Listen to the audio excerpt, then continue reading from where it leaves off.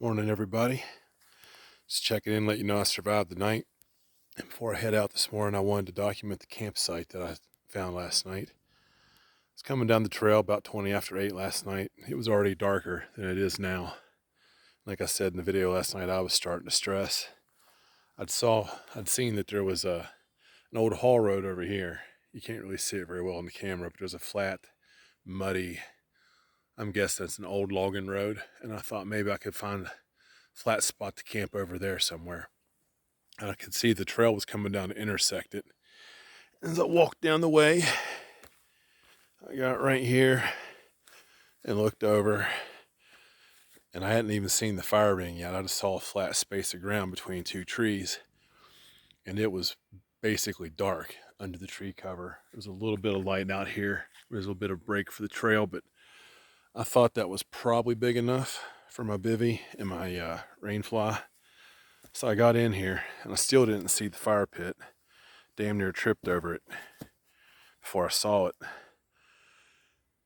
Like I said, as far as campsites go, this one isn't so hot. I mean, it's dry, it's up off the wetland. You got one spot here for a little tent. You could probably put another tent back there. A couple trees for hammocks, but the trees are actually pretty close together. So I set up the rainfly, which, as you can see, is no longer up, and put everything out underneath it. Now, the rainfly came out and actually anchored down on this side of the fire pit over top of it. And that was fine with me because I didn't have any intentions of making a fire. And I curled up about 9:30. By 11:30, I'd woken back up, and my sunburn was itching, and I was a little bit chilly, and I just wasn't comfortable, couldn't sleep. So I got up, and I thought, what if I can make a fire? Everything was soaked, but then I remembered coming in, I'd seen these trees, these birch trees.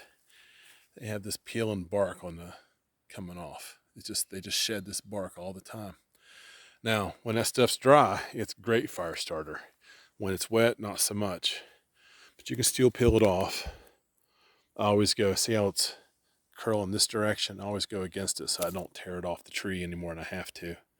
But you get a handful of this stuff when it's wet, put it in a little ball and rub it real hard between your hands. It'll tear the fibers up smaller and dry up and absorb some of the moisture. And you can usually get it started with a lighter, especially if you got any kind of fire starter, any kind of dry tinder. You can get it started up pretty well. And then you can use that fire to start up little itty bitty broken up pine sticks and whatnot, and just keep building from there. And then the trick, as you get the bigger wood, is just prop it over top of it, let it dry from the fire underneath. So I got a fire going. Let that burn till about, 12:30 or so, and decided to try to sleep again and laid back down.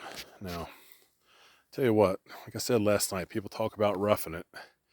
This is about as rough as I go. And all that is a U.S. Army issued Gore-Tex bivvy for the sleeping bag, without the sleeping bag.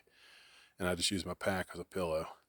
I took the rain fly down at 12:30 because branches kept hitting it and wind kept rustling and it kept waking me up. It pissed me off, and I just took it down and just slept in the bivvy. Slept till about 3:30. It got down to about 55 degrees. My arms got cold. I almost packed my polypro top. I had it in my hand. I thought, I could probably going to need this. But I was going light. And I said, it's just one night. I can suck it up. So about 3:30, I got so cold, my arms anyway, I couldn't sleep. So I tossed and turned to about 4:30. Finally said, fuck it, and got up. Resurrected the fire from the ashes that were left. It just kind of played in the fire and dicked off until I got daylight enough to do something. So it's almost light enough. I mean, I can start walking now, but I'm on a recon trip. I'm trying to make sure I don't miss any campsites or other important landmarks. So I want to wait just a little longer, get a little bit brighter. I might kick out this road over here and see if this leads back to the creek that's in the ass crack of the holler. On the other hand, that looks like a really good way to get my feet and boots muddy early on. So maybe not. Anyway, actually, it looks like maybe the trail goes that way. It looks like I'm following it whether I want to or not. Anyway, I'm off to a good start, an early start. Despite not sleeping a whole lot, I slept pretty well. This Garmin watch gives me numbers on my sleep based on, I don't know, blood oxygen and heart rate and a whole bunch of stuff. And it gave me a 50, which ain't great. But I've slept worse than that. I've gotten low 40s in tents with air mattresses before. So all in all, I feel pretty good. I think I did really well. Next time I'll bring my Polypro top and everything will be all right.